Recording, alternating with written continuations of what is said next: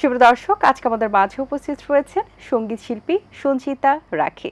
শুভ সকাল আপু, কেমন আছেন? শুভ সকাল ভাবনা, আমি ভালো আছি। তুমি কেমন আছো? আমি বেশ ভালো আছি। আপনাকে পেয়ে অনেক বেশি ভালো লাগছে, Thank you অনেকটা so দিন much. পরে পেলাম। হ্যাঁ, thank you so much Shampa আপুকে আমাকে এই অনুষ্ঠানে আমন্ত্রণ জানানোর জন্য। আপু, বরাবরই এলে আমরা সুন্দর কিছু গান শুনি, সুন্দর কিছু কথা শুনি। আমরা জানি যে আগামীকাল মহালয়া, পুজো কিন্তু এসে গেছে, পুজোর আমেজ চলছে। সো সেই হিসাবে আমরা পুজো নিয়ে একটু কথাবার্তা বলবো যে পুজোর সময়টাতে আপনার জন্য কেমন কাটে এবং পুজো নিয়ে যে আপনার গান আসছে সেটি নিয়েও একটু জানতে চাই। বরাবরের মতো এবার রবীন্দ্রনাথের গান না, এবার দ্বিজেন্দ্রলাল রায়ের গান আমি করেছি। সেটা আসতে চলেছে, মা বলে ডাক, একবার গাল ভরা মা ডাকে, এই গানটি। সঙ্গে তো মিউজিক ভিডিও থাকছে। এতটুকুই, এবারের গান নিয়ে অনেক বেশি সাড়া পাবো বরাবরের মতো, এটাই আশা রাখি। আচ্ছা, পুজোতে তো একটা সকলেরই একটা দেখা যায় কাজের একটা প্রেশার থাকে, স্পেশালি যারা সঙ্গীত শিল্পী হিসেবে থাকেন, তার পাশাপাশি একটা আমেজও বিরাজ করে চারদিকে। সো সেই হিসেবে কি কি প্ল্যানিং রয়েছে এবারে পুজোতে? হ্যাঁ, চারিদিকে একটা ব্যস্ততা তো শুরু হয়ে যায়। পূজা উপলক্ষে কিছু মণ্ডপে অনুষ্ঠান থাকে, সেই অনুষ্ঠানগুলোতে অংশগ্রহণ করা।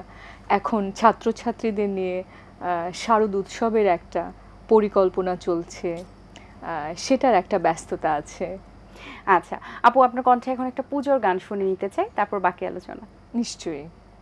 মা বলে ডাক, মা বলে ডাক, মা বলে ডাক মাকে, মা বলে ডাক, মা বলে ডাক, মা বলে ডাক মাকে, একবার গাল ভরা মা ডাকে, একবার গাল ভরা মা ডাকে, ডাকে এমনি করে আকাশ ভুবন, সেই ডাকে জাগ ভরে, আর ভাইয়ে ভাইয়ে এক হয়ে যাক যেখানে যে থাকে, একবার গাল ভরা মা ডাকে, একবার গাল ভরা মা ডাকে, মা বলে ডাক, মা বলে ডাক, মা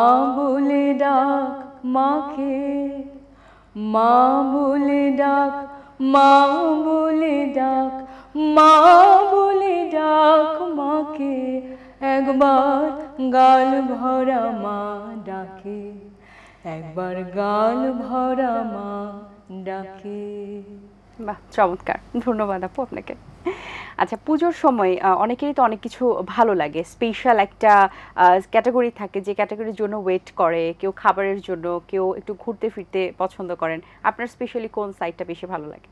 অনেক মানুষের সঙ্গে দেখা হয়, অনেক মানুষের সঙ্গে সারা বছর যেগুলো দেখা হয় না, সেই বন্ধু বান্ধবদেরকে এক জায়গায় পাই, বা তাদেরকে এক জায়গায় মিলিত হতে বলি, তারপর আড্ডা, তারপর খাওয়া দাওয়া, সব কিছুই।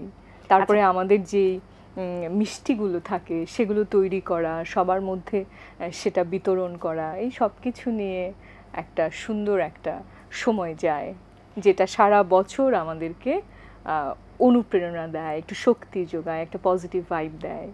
রাইট, যেহেতু খাবারের কথা আসছে, একটু জানতে চাই যে আপনার পছন্দের খাবার কোনটা থাকে পুজোতে স্পেশালি? নারকেল দিয়ে বানানো বিভিন্ন ধরনের নাড়ু, পদ্ম চিনি, নারকেলের নাড়ু, তারপর তোমার চাল ভেজে সেটা দিয়ে তৈরি নাড়ুগুলো, এগুলো খুব ভালো লাগে। বাহ, খুব ভালো।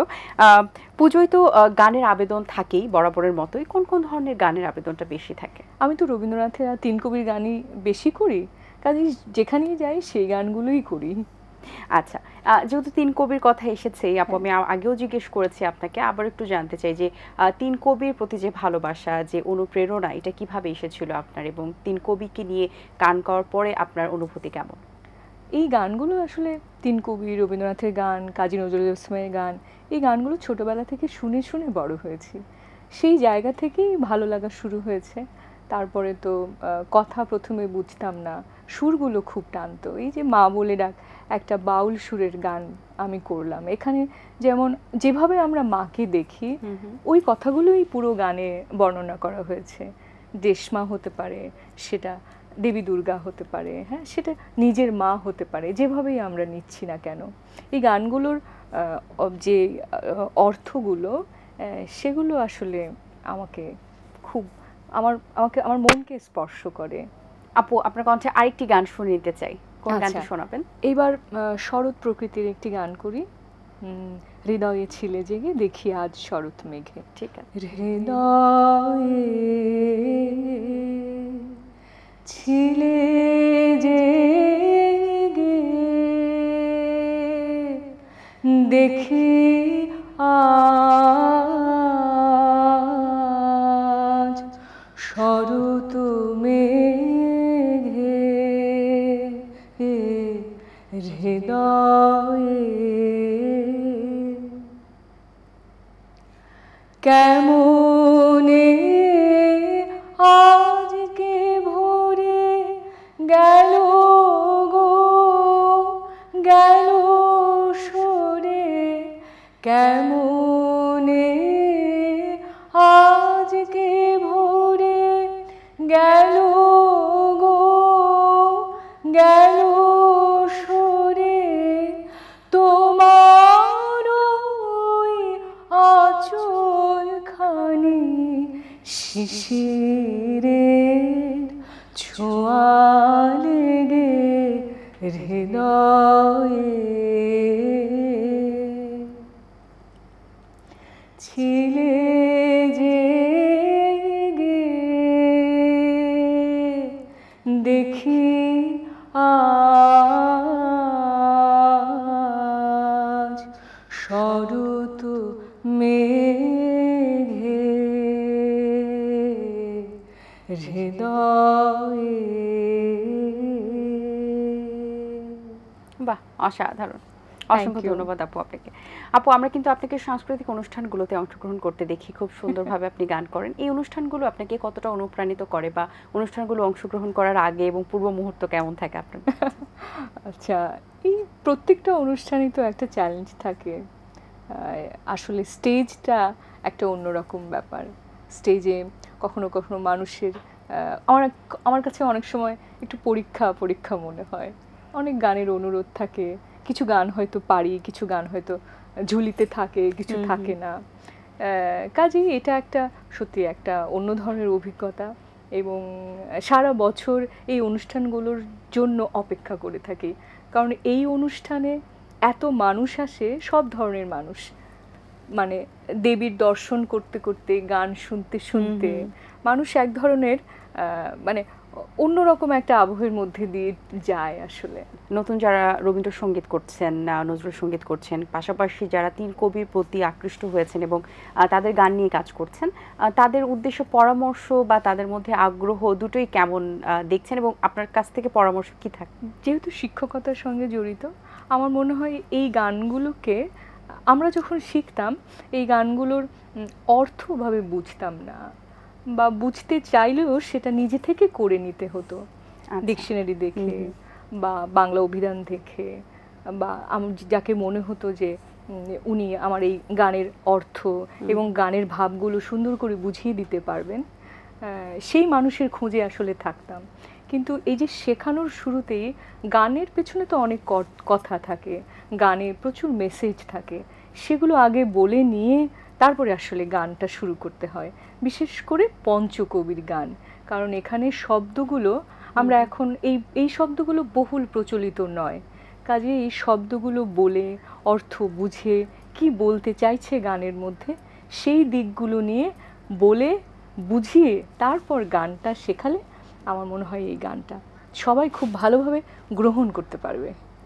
বা সুন্দর করে বলেছেন আপু, সুন্দর করে বুঝিয়ে বলেছেন, ধন্যবাদ আপু। আমরা গল্পের আড্ডা কিছুটা শেষ প্রান্তে এসেছি, সো যাবার আগে আপনার কণ্ঠে আরেকটি গান শুনতে চাই, গানের আবেদন করছি। কোন গানটি শুনতে পারবো আমরা এখন? আবার রবীন্দ্রনাথের গানই করি। ঠিক আছে। বাহ, চমৎকার, ধন্যবাদ আপনাকে। খুবই চমৎকার একটি আড্ডা হলো। যেহেতু কাল মহালয়া, অবশ্যই আপনারও কিছু প্রস্তুতি রয়েছে, এখান থেকে যাওয়ার পরও নিশ্চয় কোনো কাজ রয়েছে। অবশ্যই পুরো পুজোটাই আপনার জন্য ভালো যাক, সকলের জন্যই ভালো যাক, সেই প্রত্যাশাই করছি। অনেক শুভকামনা রইল, ভালো থাকবেন আপু। অশেষ ধন্যবাদ। যারা এই অনুষ্ঠানের সঙ্গে জড়িত তাদের সবাইকে আমার অনেক অনেক পূজার শুভেচ্ছা এবং ভালোবাসা, এবং সেই সাথে দর্শক যারা চায়ের চুমুকের এই অনুষ্ঠানটি এত জনপ্রিয় করেছেন, সবার জন্য শুভেচ্ছা। ধন্যবাদ। দর্শক, আশা করছি আজকের আয়োজন আপনাদের ভালো লেগেছে। আজ এই পর্যন্তই, দেখা হবে আগামী পর্বে নতুন কারোর সঙ্গে। সেই পর্যন্ত ভালো থাকুন, সুস্থ থাকুন এবং এটিএন বাংলার সাথেই থাকুন। সকলকে আল্লাহ হাফেজ। দিন আসে দিন যায়, সময়টা চলে যায়, তবু আছি এই বেশ ভালো। জীবনটা রঙময়, যেভাবেই হওয়া চাই, নয় কভু সাদা কালো। এই আশাতে স্বপ্ন ভাসে, সুখ হাসে চোখে মুখে চায়ের চুমুকে।